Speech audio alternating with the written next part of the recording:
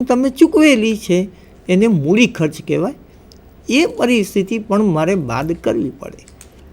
ટૂંકાણમાં શરૂઆતની રોકડ વત્તા નફો વત્તા આ બધી જે ઉપર મેં અગાઉ જણાવી એ વિગતો ઉમેરું અને એમાંથી ડિવિડન્ડ અને એ બધી રકમો બાદ કરું એટલે મને છેવટની રોકડ મળે. સામાન્ય રીતે આ પરિસ્થિતિ જો મને શરૂઆતનું પાકું સરવૈયું આપ્યું હોય, અંદાજિત નફા નુકસાન ખાતું આપ્યું હોય અને વધારાની માહિતી આપી હોય, આ ત્રણ વિગત મને આપે તો હું ઉપર પ્રમાણે એ અંદાજિત નફા નુકસાન ખાતા ઉપરથી છેવટની મારી રોકડ શું રહેશે એનું પત્રક તૈયાર કરી શકું છું. પરંતુ આ પદ્ધતિની મુખ્ય મર્યાદા એ છે કે ચોક્કસ કયા સમયે કેટલી રકમ ક્યારે મળશે તેની એક્ઝેક્ટ માહિતી આપણને મળી શકે તેમ નથી. તેથી આ પદ્ધતિ ફક્ત લાંબા ગાળાની જ્યારે યોજનાઓ હોય ને લાંબા ગાળાની ગણતરીઓ કરવાની હોય ત્યારે આનો ઉપયોગ થઈ શકે. એ આની મુખ્ય મુશ્કેલી અને મુખ્ય મર્યાદા છે. આને adjusted profit and loss method કહેવાય, સુધારેલું નફા નુકસાન ખાતું. હવે આપણે બીજી પદ્ધતિની વાત કરીએ, અંદાજિત પાકા સરવૈયાની પદ્ધતિ. અંદાજિત પાકા સરવૈયાની પદ્ધતિ પ્રમાણે જૂના પાકા સરવૈયાનો આધાર લઈ અને જણાવેલી વધારાની માહિતી મને જે પણ કંઈ આપેલી હોય એને ધ્યાનમાં લઈને હું નવું અંદાજિત પાકું સરવૈયું બનાવી શકું. દાખલા તરીકે શરૂઆતના પાકા, જૂનું મીન્સ શરૂઆતના પાકા સરવૈયામાં શેર મૂડી 5 લાખ રૂપિયા દર્શાવેલી છે. હવે મેં નીચે આમ લખ્યું હોય વધારાની માહિતીમાં વર્ષ દરમિયાન 2 લાખ રૂપિયાની નવી શેર મૂડી બહાર પાડી, તો મારે અંદાજિત પાકું સરવૈયું જ્યારે બનાવવાનું થાય ત્યારે હું એમાં નવી શેર મૂડી 7 લાખ રૂપિયા લખી શકું. 5 લાખ રૂપિયા હતી વત્તા 2 લાખ રૂપિયા નવી બહાર પાડી, નવું અંદાજિત સરવૈયું શેર મૂડી 7 લાખની થઈ શકે.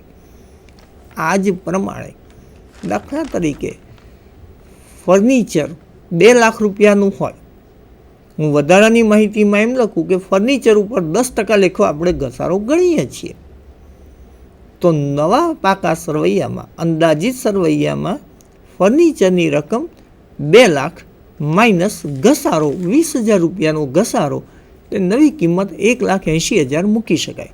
આવી રીતે રોકડ સિવાયની તમામ વિગતોની અંદાજિત કિંમતો આપણને મળી જાય અને એના આધારે આપણે અંદાજિત પાકું સરવૈયું તૈયાર કરી શકીએ.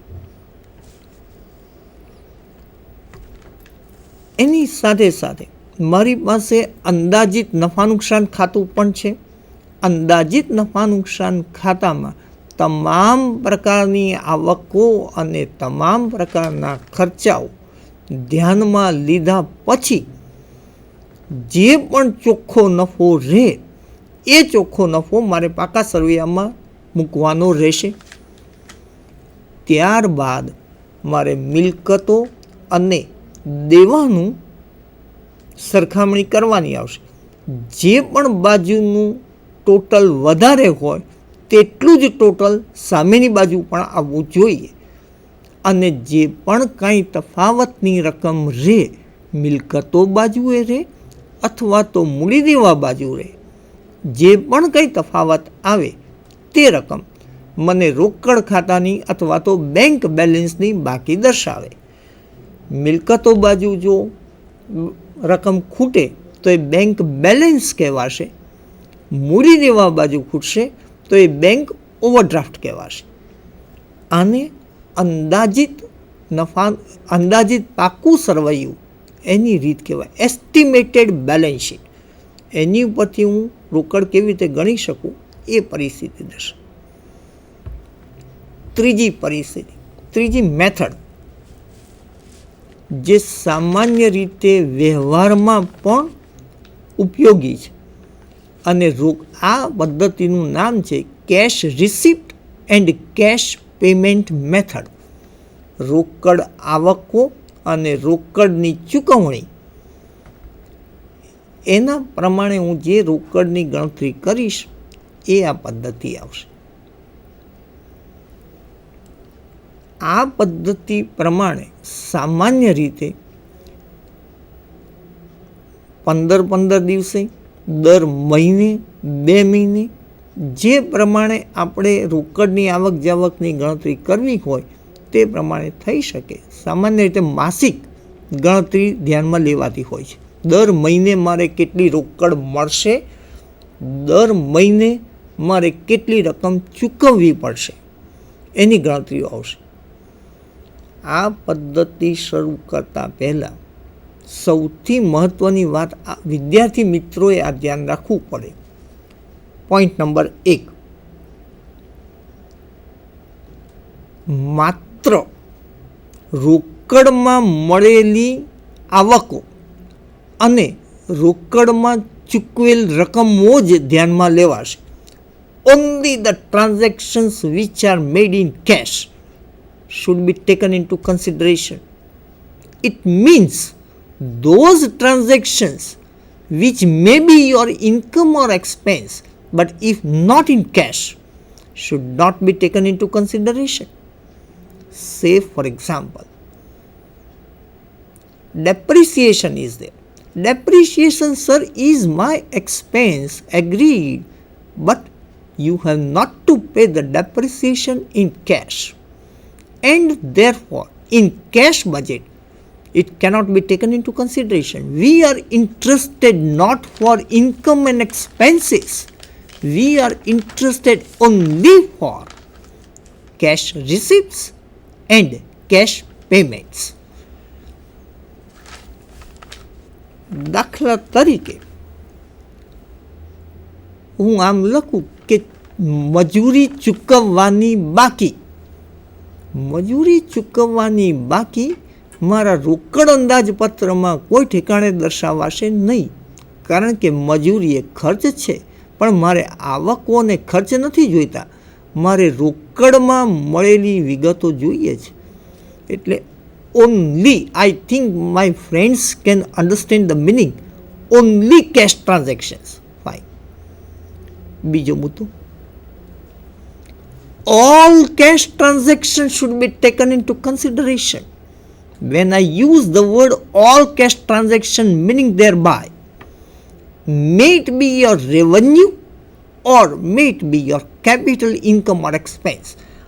I don't want to make any distinction between revenue and capital so far as my cash budget is concerned. All cash transactions, બધા જ રોકડ વ્યવહારો રોકડ બજેટમાં બતાવવાના રહેશે. દાખલા તરીકે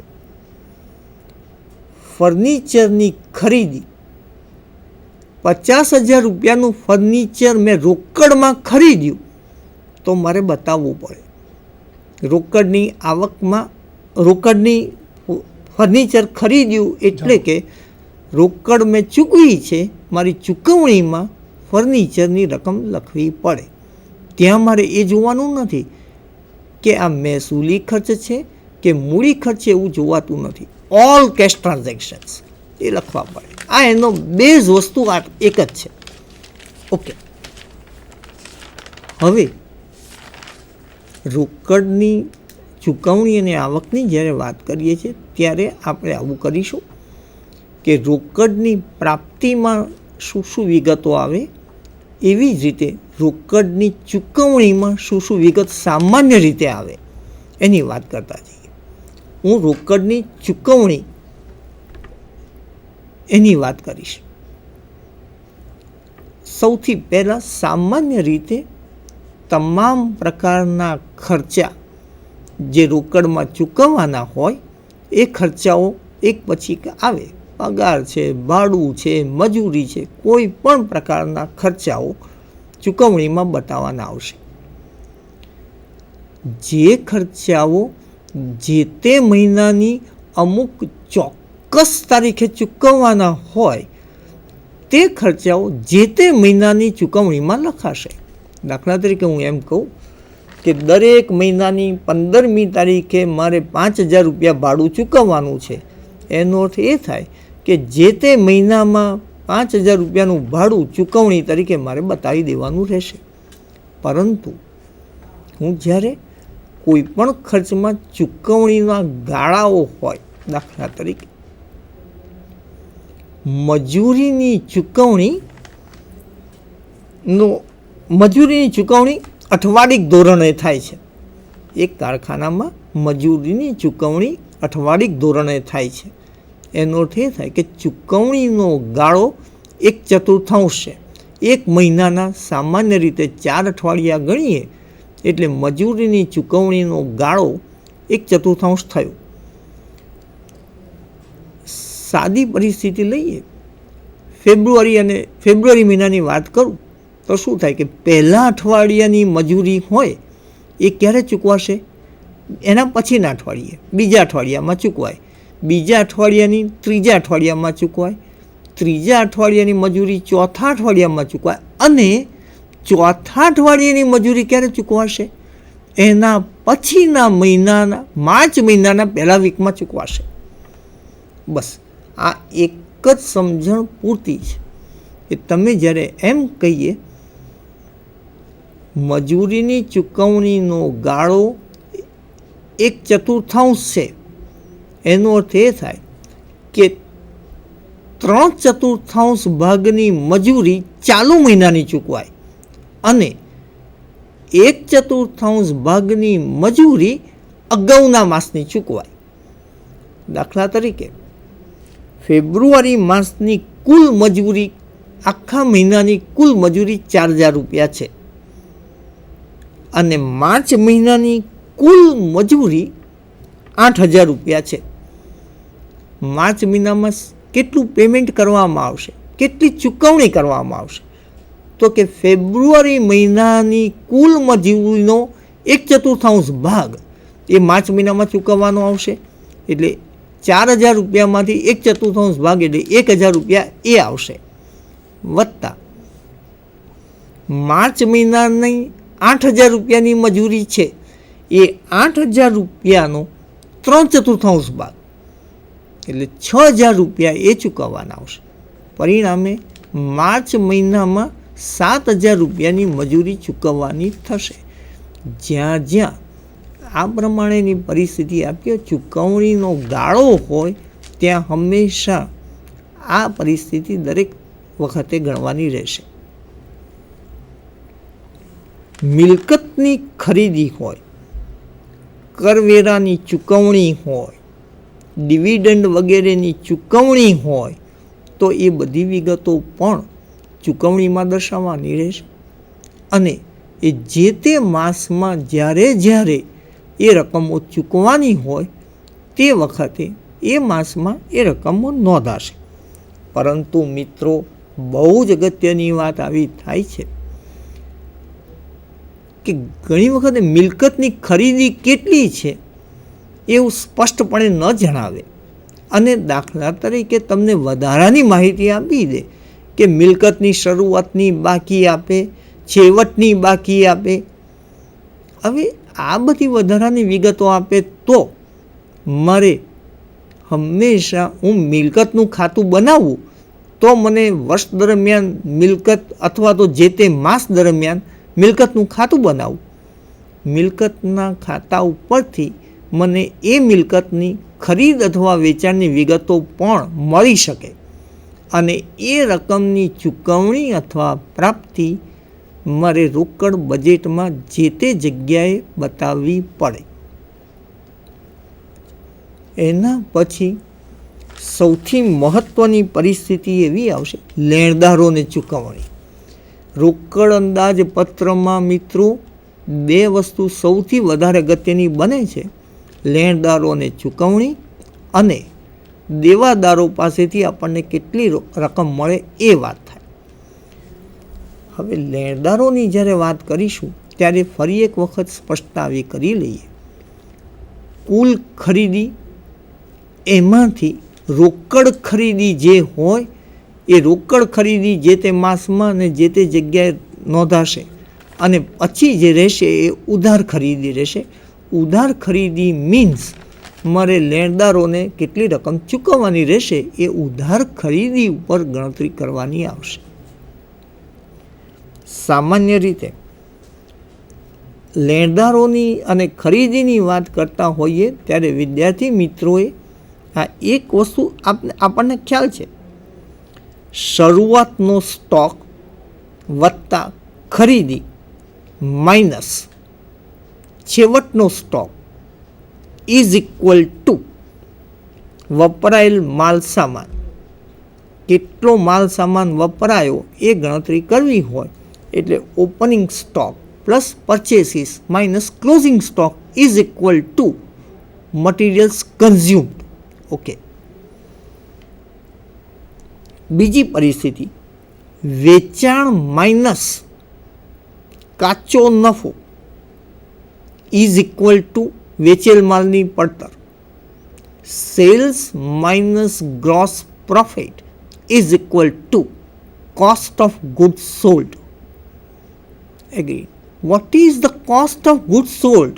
Cost of goods sold is equal to raw materials consumed plus expenses. ઉપર જે આપણે રો મટીરિયલ્સ કન્ઝ્યુમની વાત કરી, opening stock plus purchases minus closing stock, એ પરિસ્થિતિ plus expenses is equal to વેચેલ માલની પડતર આપે. આ બે જ પરિસ્થિતિની ક્લેરિટી સાથે ખરીદી અને તેને લગતી બધી વિગતો શોધી શકાય. હા મિત્રો, એક વસ્તુ ફરી વખત ધ્યાન રાખો, જ્યારે તમને શરૂઆતનો સ્ટોક ને છેવટનો સ્ટોક ને આ બધી વિગતો દાખલામાં જણાવી હોય ત્યારે હંમેશા ધ્યાન રાખો, એક માસનો છેવટનો સ્ટોક હંમેશા બીજા માસનો શરૂઆતનો સ્ટોક બનશે અને એ પ્રમાણે ગણતરીઓ કરવાની રહેશે.